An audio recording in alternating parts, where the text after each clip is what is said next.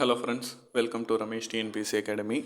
இன்றைக்கி நம்ம பர்சன்டேஜில் பார்ட் 3 வீடியோ தான் நம்ம பார்க்க போகிறோம். ஏற்கனவே சதவீதங்களில் நம்ம 2 பார்ட் வீடியோ போட்டிருக்கோம். அதில் ஒரு 8 மாடல்கிட்ட 8 டைப்பான சம்ஸ் பர்சன்டேஜில் கேட்கக்கூடிய ஒரு 8 விதமான சம்ஸ் பார்த்தோம்.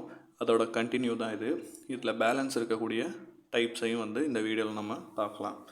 இப்போ நம்ம பார்க்க போகிற மாடல் 9வது மாடல். கொஷின் பார்த்திங்கன்னா என்னான்னு ஃபஸ்ட்டு பாருங்கள். அதில் இருக்க மாடல்ஸை நான் சொல்கிறேன். ஒய்யின் எக்ஸ் சதவீதத்திற்கும் எக்ஸின் ஒய் சதவீதத்திற்கும் இடையே இருக்கும் விகித பின்னத்தின் மதிப்பு காண்க அப்படின்னு கொஷின் கேட்டிருக்காங்க. ஸோ இதுவும் பார்த்திங்கன்னா பர்சன்டேஜில் ஒரு டைப் தான். ஸோ நம்பர்ஸ் எதுவுமே கொடுக்க மாட்டாங்க, வேல்யூ எதுவுமே கொடுக்காம ஒரு ஈக்குவேஷன் மாதிரி சில சம்ஸ் கேட்பாங்க. இது சாதாரணமாக அவங்களா X minus Y X plus Y அப்படி கொடுப்பாங்க, ஏ ஸ்கொயர் பி ஸ்கொயர் அப்படி கொடுப்பாங்க, அல்லது அடிப்படை ஃபார்முலாவான ஏ plus B A minus B அந்த ஹோல் ஸ்கொயர் ஃபார்முலாவில் கூட கொடுக்கலாம். ஸோ இந்த மாதிரி சம் கேட்டால் உங்களுக்கு வெளியிலேருந்து பார்க்கையில் கொஞ்சம் கஷ்டம் மாதிரி தெரியும். ஆனால் இந்த மாதிரி சம்மில் அவங்க ரொம்ப சிம்பிளாக தான் கேட்டிருப்பாங்க. ஸோ அதை நீங்கள் ஜஸ்ட்டு ட்ரை பண்ணி பார்த்தீங்கனாலே உங்களுக்கு தெரியும், ரொம்ப சிம்பிளாக இருக்கும். இப்போ அவங்க என்ன கேட்டிருக்காங்கன்னு முதல்ல தெளிவாக பாருங்கள். ஒய்யின் எக்ஸ் சதவீதம் அப்படின்னு கொடுத்துருக்காங்க. அதாவது ஒய்யில் இருக்கக்கூடிய எக்ஸின் சதவீதம் அதுக்கும் எக்ஸில் இருக்கக்கூடிய ஒய்யின் சதவீதத்திற்கும் இடையே இருக்கக்கூடிய மதிப்பை தான் கேட்டிருக்காங்க, பின்னத்தின் மதிப்பை கேட்டிருக்காங்க. இப்போ ஒய்யின் எக்ஸ் சதவீதம்ங்கிறது பார்த்திங்கன்னா ஒய்யோட வேல்யூ நமக்கு தெரியாது. அப்போ வெறும் ஒய்யினே வச்சுக்கோங்க. எக்ஸ் பர்சன்டேஜ்னு கொடுத்துருக்காங்க. ஸோ நமக்கு பர்சன்டேஜ்னால என்னன்னு தெரியும், டிவைடட் பை 100. அப்போ எக்ஸு டிவைடட் பை 100ன்னு போட்டுக்கலாம். இது ரெண்டையும் நீங்கள் பெருக்கும்போது என்னாகும், ஒய்எக்ஸ் டிவைடட் பை 100ன்னு முதல் மதிப்பு நீங்கள் கண்டுபிடிச்சிட்டிங்க. இப்போ ரெண்டாவது ஈக்குவேஷன் எக்ஸின் ஒய் சதவீதம் அப்படின்னு கொடுத்துருக்காங்க. நமக்கு எக்ஸும் தெரியாது, ஒய்யின் சதவீதம்னு இருக்கிற இடத்துல ஒய் டிவைடட் பை 100ன்னு போடுறீங்க. வழக்கம் போல் ரெண்டையும் பெருக்குனிங்கன்னா இதுக்கும் எக்ஸ் ஒய் டிவைடட் பை 100ங்கிற ஒரு மதிப்பு வரும். இப்போ அவங்க என்ன கண்டுபிடிக்க சொல்லியிருக்காங்கன்னா விகித பின்னத்தின் மதிப்பு. விகித பின்னம்னா வேறு ஒன்றும் இல்லை, ஃப்ராக்ஷன் வேல்யூ அல்லது ரேஷியோ அப்படின்னு சொல்லுவாங்க. அதாவது இப்போ நீங்கள் கண்டுபிடிச்ச 2 மதிப்புக்குமான இடையே இருக்கக்கூடிய வித்தியாசம், அந்த மதிப்பை கண்டுபிடிக்கணும். அதுக்கு ரொம்ப சிம்பிள், ரெண்டையும் டிவைடு பண்ணாலே போதும். இப்போ முதல்ல எக்ஸ்ஒய் டிவைடட் பை 100ஐயும் வகுத்தல் அதே தான் எக்ஸ்ஒய் ஒய்எக்ஸ் ரெண்டுமே ஒன்று தான்.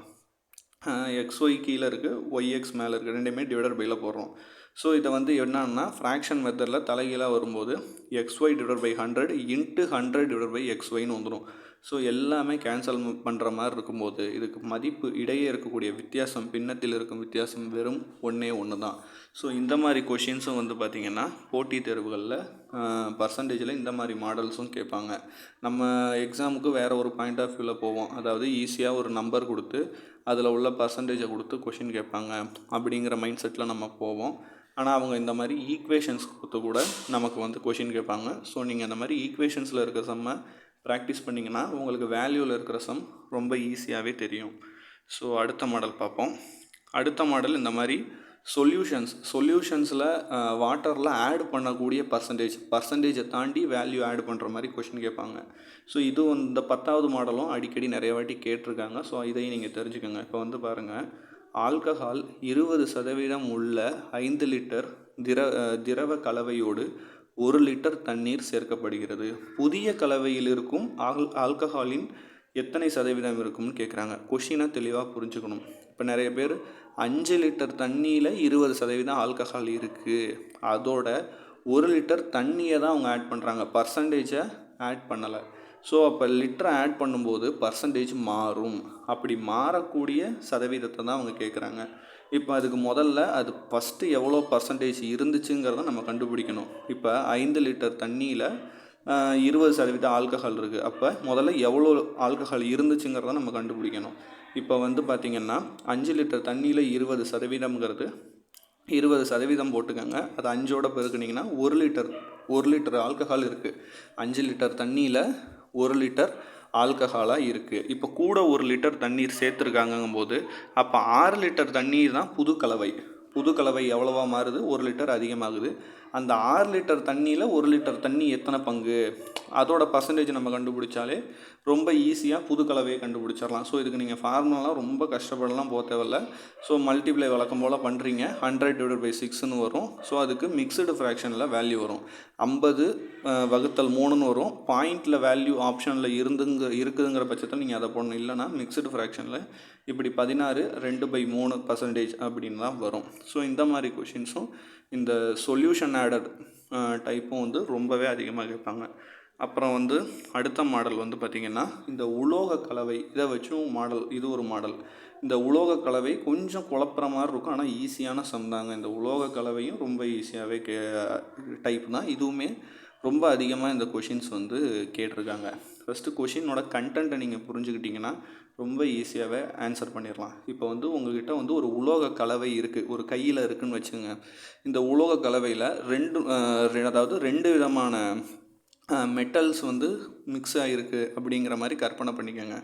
அந்த கலவையில் 26% தாமிரம் இருக்குது, தாமிரம் கலந்து இருக்குதுன்னு சொல்லிட்டாங்க. எவ்வளோன்னெலாம் சொல்லலை, இப்போ வந்து 26% இருக்குன்ட்டாங்க. அதாவது 100 கிராம் உங்கள் கையில் இருக்குன்னா அதில் 26 கிராம் அதில் தாமிரம் அப்படின்னு வந்து சொல்லிட்டாங்க.